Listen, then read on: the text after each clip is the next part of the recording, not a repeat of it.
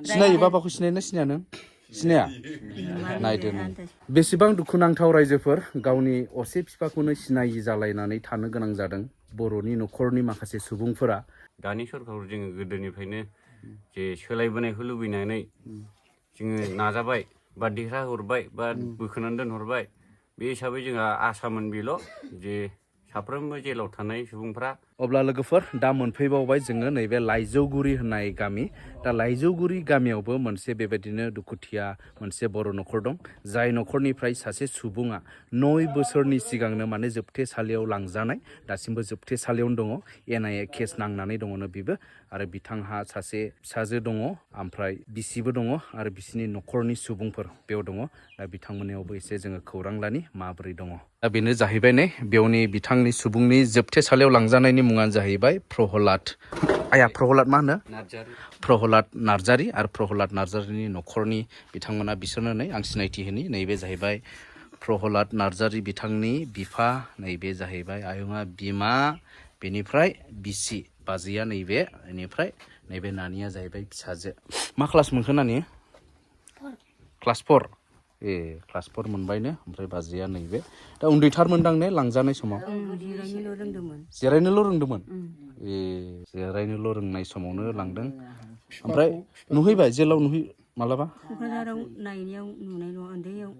एसे गुदुं गादों थाबायांबायमोन क'क्राझाराव नायबा ओमफ्राय ओरैनो सम सम मालाबाफोर जेलाव नायहैनो नायहैया आं बे गुवाहाटियाव थांनायफोर नायफेराखै गुवाहाटियाव नायहैबाय खेबसे ओहो नायहैयाखै बे क'क्राझाराव दं समाव नायहैदोंमोन ओमफ्राय गुवाहाटियाव लांखांनानै थांनाय जायाखसै आरो ने मालाबा फन खालामहरदोंमोन दाख्लै माबायाव हरदोंमोन बिस्थिबाराव फिसाजोजों रायलायनांबाय फिसाजोबो रायलाया मा होनो नुफेराना लाजिखौनो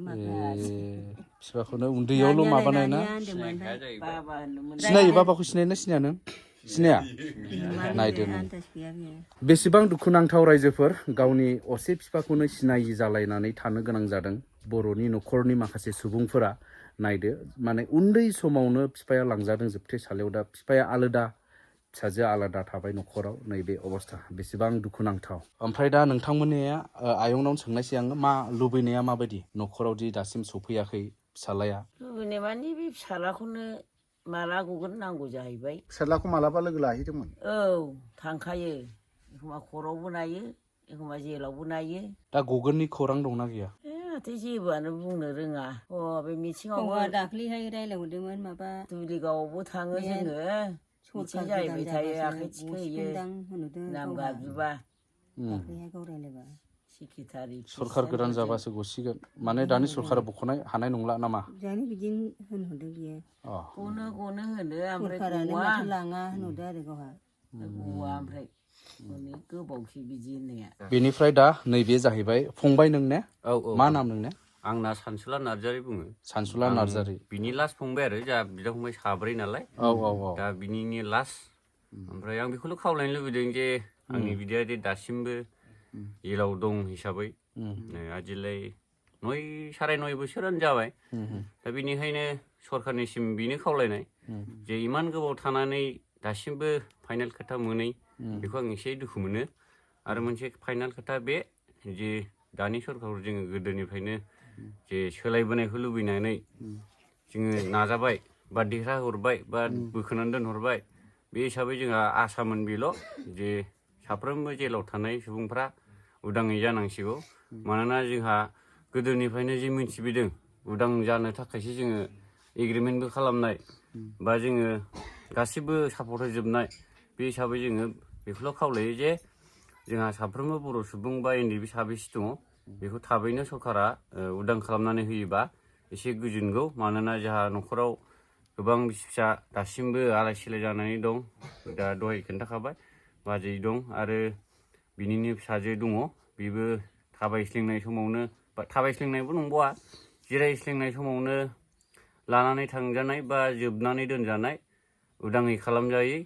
दा बे हिसाबै बे जाहा बियावदै फिसा जा आदानि फिसाजो बे बिथाङा दासिमबो बिफाखौ सिनायनो हायाखै बे हिसाबैनो आं न'खरनि बा फंबाय जानानै बेखौल' खावलायदों जे दासिमाव नैबे बाथ्रा जे एग्रिमेन्ट जानाय खोथाखौ लानानै उदाङै मोननांसिगौमोन बे आरोखि आंनि बुंनाया दे थादो गोजोननाय थाबायलै बिदि खबर लाफैनायनि थाखाय दे दे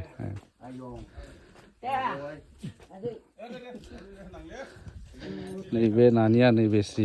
बिफाखौ सिनायलायै अबस्थायाव दङ जोबोद दे बाजै दे